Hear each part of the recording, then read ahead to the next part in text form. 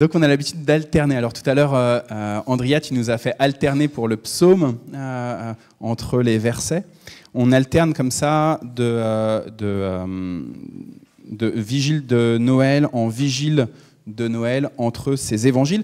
Et c'est intéressant de savoir des fois le point de vue d'elle et des fois le point de vue de lui. Alors si vous ne connaissez pas le récit de la nativité de Jésus dans l'évangile selon Luc, eh ben, je vous donne rendez-vous pour l'année prochaine, ou alors vous pouvez prendre vos Bibles, on en a un certain nombre d'exemplaires, on en a aussi à l'entrée, vous pouvez vous servir. Les Nouveaux Testaments qui sont là, ils sont complètement gratuits. N'hésitez pas à les prendre et à les lire. L'objectif, c'est pas que ça reste dans les bibliothèques. La parole de Dieu, c'est une parole vivante et elle a besoin d'être ouverte pour que vous puissiez être nourris, que vous puissiez être abreuvés de cette parole. Alors voilà, cette année, c'est l'évangile selon Matthieu, et donc on a le point de vue de lui. On apprend dans cet évangile que Joseph est un homme droit. C'était la manière, là, donc c'était la traduction proposée en Nouvelle Français courant. Merci encore Vanessa pour la lecture. En fait, dans le texte grec, c'est un homme juste qui est déclaré. C'est pas il est droit seulement, c'est pas juste quelqu'un qui se tient droit, c'est quelqu'un qui est juste devant Dieu et devant les humains. C'est quelqu'un qui est juste, ça veut dire quelqu'un qui respecte la loi de Dieu. Il connaît les préceptes de Dieu, il connaît les commandements, il sait ce qui est bon et il sait ce qui est mauvais. Alors depuis le récit de la Genèse et ce moment où Adam et Ève, ils ont pris le fruit de l'arbre de la connaissance du bien et du mal, on est tous à peu près avoir une notion de ce qui est bien et de ce qui est mal. Si je donne un gros coup de pied comme ça à Oriane, bah, a priori, je sais que c'est pas bien. Même chose qu'Erenan, si je te donne un gros coup de pied, a priori, on sait que c'est pas bien. Mais il y a des situations qui sont plus compliquées où on n'est pas toujours sûr est-ce que c'est bien ou est-ce que c'est mal. Et puis il y a des situations où on pense qu'on fait le bien et pourtant, pour Dieu, eh ben, c'est pas bien. Donc dans ce cas-là, à quoi il faut se référer ? Eh ben, il faut justement se référer à la loi de Dieu telle que la Bible nous la révèle. Il faut prendre notre Bible et oser dire « Ok, qu'est-ce que Dieu tu veux me dire ?» Il y a la loi des humains, il y a ce que les humains ils prononcent qui est bien et pas bien. Voler quelqu'un, a priori, c'est pas bien. Et pourtant, combien de fois je me souviens quand j'étais enfant, eh ben, je récupérais, via ma maman qui travaillait dans une banque, je récupérais des stylos, des ramettes de papier, des photocopies à tire-larigot, et pourtant c'était du vol. C'était du vol. Alors, oser prendre la Bible avec toute l'exigence de Dieu, ça me permet de savoir aux yeux de Dieu ce qui est bien et ce qui n'est pas bien. Joseph, il est déclaré comme étant un homme juste, qui sait regarder la Bible, qui sait prendre les considérations de Dieu comme étant la règle qui peut fixer sa vie. Qu'est-ce qu'on apprend dans ce récit de l'Évangile selon Matthieu ? C'est que cet homme qui est droit, il est fiancé avec Marie. Concrètement, ça veut dire qu'il y a déjà eu la signature du contrat de mariage. Ils ne sont pas encore mariés, mais la date, elle a été fixée et ils savent exactement quand est-ce qu'ils vont se marier. Tout est fixé. Les familles, très certainement, sont en train de se préparer à ce mariage. Elles sont en train de penser à la liste des invités. Elles sont en train de penser au wedding planner, ou avec le wedding planner, combien de quantité de vin il va falloir, et ainsi de suite, et ainsi de suite. Sauf que cet homme, Joseph, découvre que son épouse est enceinte. Joseph est un homme droit, il est un homme juste selon la loi de Dieu, donc il prend la Bible pour savoir ce qu'il faut faire en pareil cas. Je vais vous lire Alors, je suis désolé parce que je ne l'ai pas donné à Jonas pour qu'il puisse vous le projeter, mais je vais vous le lire. Écoutez bien. C'est dans le livre du Deutéronome, au chapitre 22. « Supposons qu'un homme épouse une femme, s'unisse à elle, puis se mette à la haïr. Il dit des rumeurs au sujet de sa femme, il l'accuse de mauvaise conduite en disant « J'ai épousé cette femme, mais quand je me suis approché d'elle, en fait, elle n'était pas vierge. » Dans ce cas, le père et la mère de la jeune femme confirment devant les anciens du village que la fille était bien vierge au moment de leur mariage. Le père déclarera « J'ai donné ma fille pour épouse à cet homme, mais l'arrêté, c'est qu'il s'est mis à la détester. Il l'accuse de mauvaise conduite en me disant qu'il ne l'a pas trouvée vierge. Voici pourtant la preuve qu'elle l'était. Et les parents étendront devant les anciens du village le drap. Les anciens de la ville infligeront alors une correction à l'homme s'il se trouve que sur le drap, il y a les preuves que la femme était vierge. Ils condamneront l'homme en plus à payer au père de la jeune femme une indemnité de 100 pièces d'argent pour avoir répandu de faux bruits au sujet d'une Israélite. Enfin, il devra la garder pour femme et durant toute sa vie, il n'aura pas le droit de divorcer d'elle. Si au contraire, l'accusation se révèle juste, s'il n'y a pas de preuve que la jeune fille, en effet, était vierge, on amènera celle-ci à l'entrée de la maison de son père et les hommes de la ville, les hommes du village, l'exécuteront à coups de pierre. Elle s'est en effet mal conduite en Israël en salissant pas seulement son propre foyer, son propre couple, mais en salissant la réputation de la maison de son père. Tu feras ainsi disparaître le mal du milieu de toi. Deuxième proposition, donc ça c'est une des règles. Une autre règle, si l'on surprend un homme en train de coucher avec une femme qui est mariée, les deux complices, donc l'homme et la femme qui est mariée, les deux complices seront mis à mort. L'homme aussi bien que la femme. Tu feras ainsi disparaître le mal d'Israël. Si dans une ville, un homme rencontre une jeune fille vierge fiancée à quelqu'un d'autre et couche avec elle, vous les conduirez tous les deux à la porte de la ville, vous les exécuterez à coups de pierre. La jeune fille sera exécutée parce qu'elle n'a pas crié au secours, bien que l'affaire se soit déroulée à l'intérieur de la ville. Et l'homme, parce qu'il a couché avec une femme promise à quelqu'un d'autre.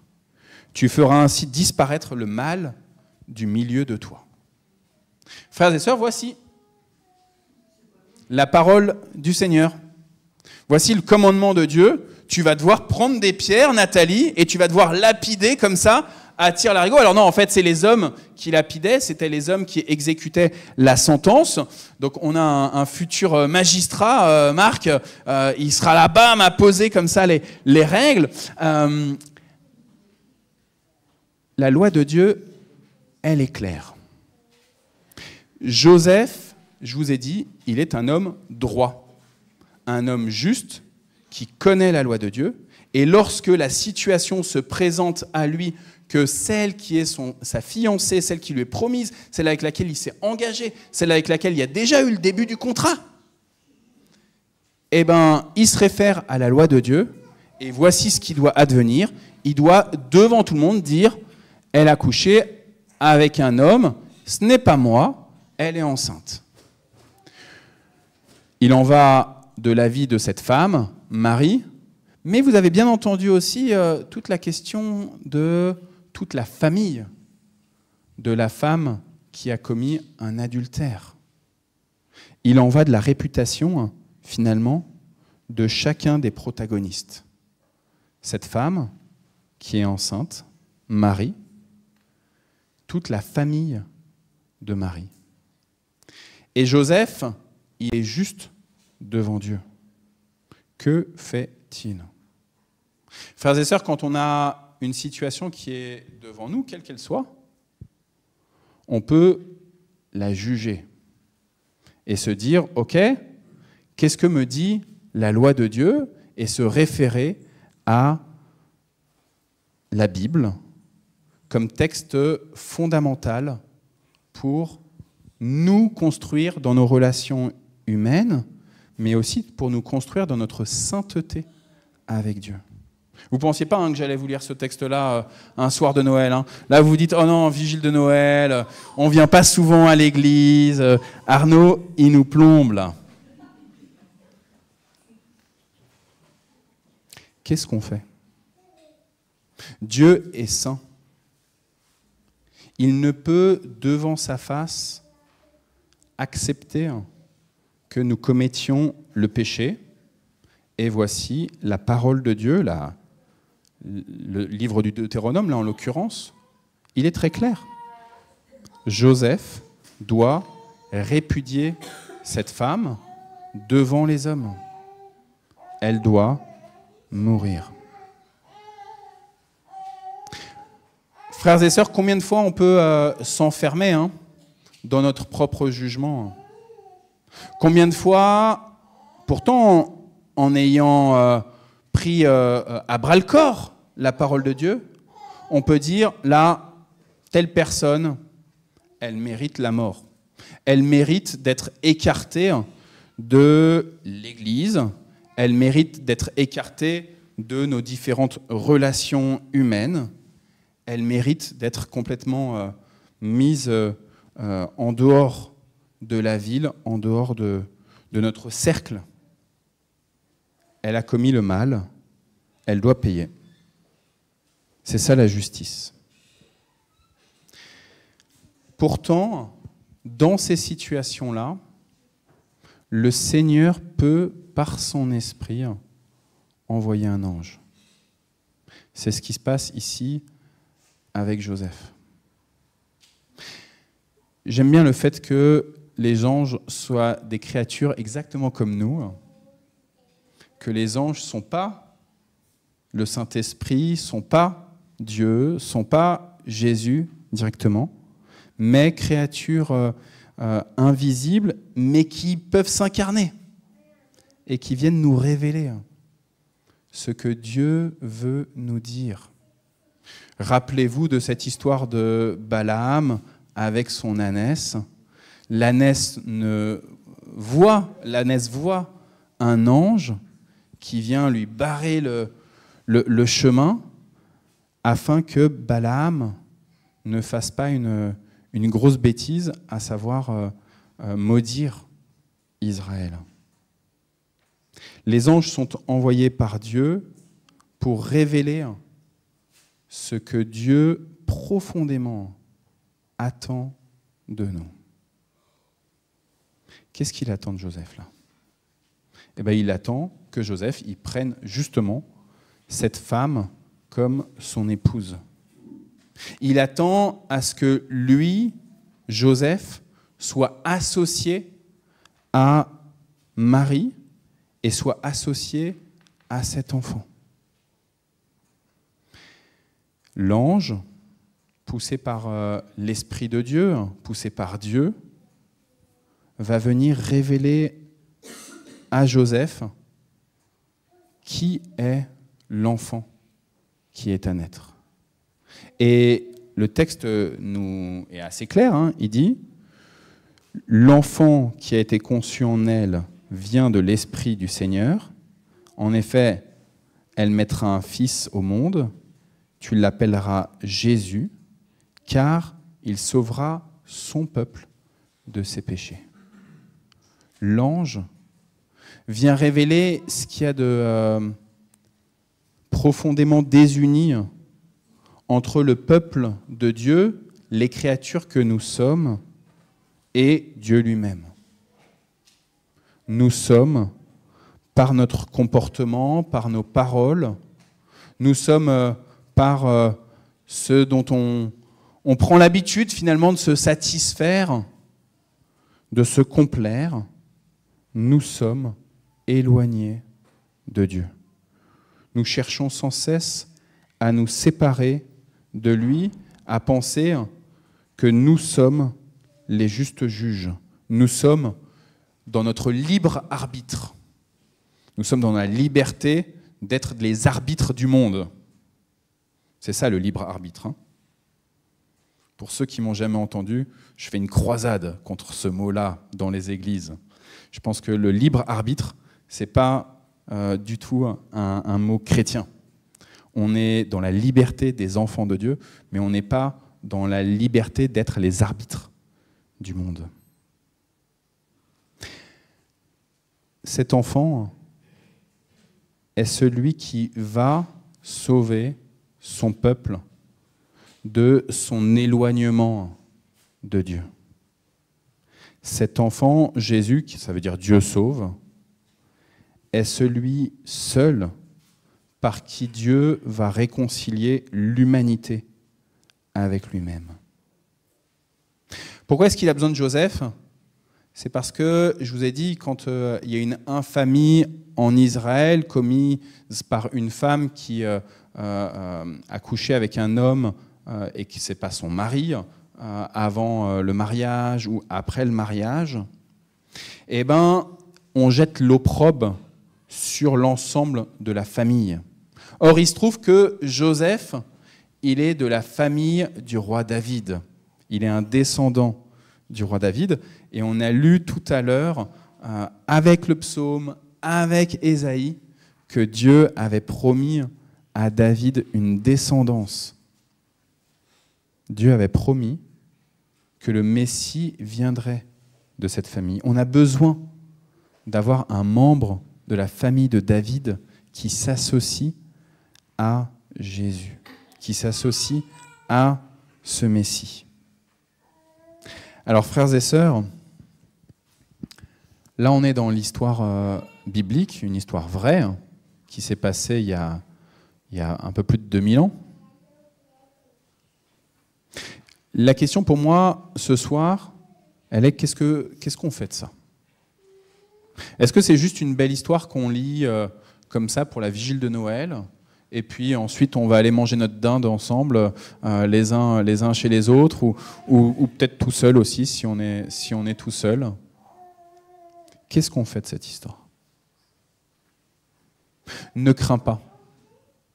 Ne crains pas, dit l'ange à Joseph, de prendre Marie pour épouse. Ne crains pas, toi qui es droit, de laisser Dieu accomplir lui-même sa justice. Ne crains pas, toi qui penses que tu es le juste juge, le bon arbitre du monde, de laisser Dieu être l'arbitre de ce monde. Ne crains pas de laisser Dieu être véritablement le roi, le sauveur et peut-être le miséricordieux. Ne crains pas si Dieu décide de faire grâce à ceux qui, à tes yeux, sont injustes, à ceux qui, à tes yeux, est infamie. Ne crains pas que Dieu fasse miséricorde à ceux qui, à tes yeux, est péché et mérite la mort. Parce que, oui, tout le Nouveau Testament vient nous révéler que toi, avec ton comportement, avec tes pensées, avec tes paroles peut-être, eh ben, tu mérites la mort. Et que Dieu t'a fait grâce, que Dieu t'a fait miséricorde via cet enfant, Jésus-Christ. Alors ne crains pas ni pour toi-même, mais ne crains pas pour les autres, si l'Éternel se tourne et accorde sa justice, sa paix, sa fidélité. Que celui qui a des oreilles pour entendre, que ce soir il puisse dans son cœur accepter de faire grâce, de laisser Dieu être le juste juge. Notamment, frères et sœurs, toutes les personnes qui pendant cette année-là, elles vous ont, excusez-moi du terme, mais vraiment gonflé. Tous les gens qui ont été tellement pénibles que vous leur en voulez. Toutes les personnes où vous vous dites vivement que Dieu y fasse justice, parce que sinon je vais m'y faire moi. Je vais faire justice moi-même. Je vais bouder, je vais dénoncer, je vais faire appel à qui de droit pour que ces personnes-là, elles soient mises au banc du tribunal. Oui, ne crains pas. Ne crains pas, le Seigneur est celui qui gère par son esprit, même un homme comme Joseph, qui voulait répudier sa femme. Oui, ne crains pas, comme Joseph, d'accepter que Christ, le Christ, vienne habiter chez toi, dans ta maisonnée, que Christ, le Messie, vienne grandir chez toi et déploie tout son amour. Que celui qui a des oreilles pour entendre, qu'il pardonne et qu'il fasse grâce à l'image de son Père céleste. Amen.